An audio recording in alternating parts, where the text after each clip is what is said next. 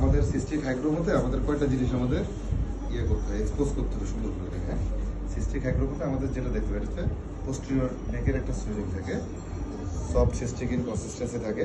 তাহলে আমাদের দেখো এই সাইডে এই যে, হ্যাঁ এই সাইড হাতে করা যাবে না, এখানে করো। প্রথমে এখানে দাও হাত, এখানে টেম্পারেচার, ঠিক আছে। তারপরে এখানে দিয়ে একটু মুখের দিকে তাকাবো, টেম্পারেচার ব্যথা আছে, এই যে ব্যথা তো নাই। হ্যাঁ আচ্ছা, দেন তারপরে হাত আস্তে আস্তে ঘুরাবো সারফেস, সবাই দেখো সারফেসে।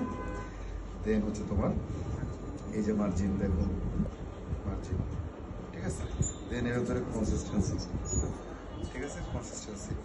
দেন এই যে মোবিলিটি, এটা যখন তুমি এরকম করে মোবিল করো, মোবাইলে মনে হচ্ছে। দেন তুমি এইবার আপনি এক হচ্ছে এদিকে চাপ দিলে, এদিকে চাপ দেন, এ হাতের দিকে এদিকে চাপ দেন, এ পাশে আমার এর দিকে চাপ দেন, মুখটা দিয়ে চাপ দেন, চাপ দেন, চাপ দেন। হ্যাঁ, এই দিয়ে এই যে ফিক্সড হয়ে গেল।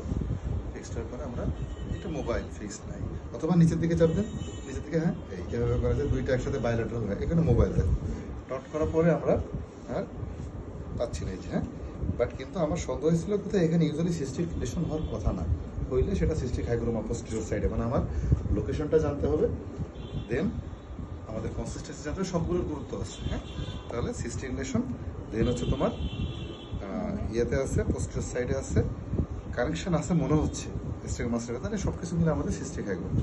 ইউজুয়ালি এত লেট এজে হওয়ার কথা না, এটা নেগেটিভ পয়েন্ট, তারপরেও আছে, দেখা যাক কি হয়।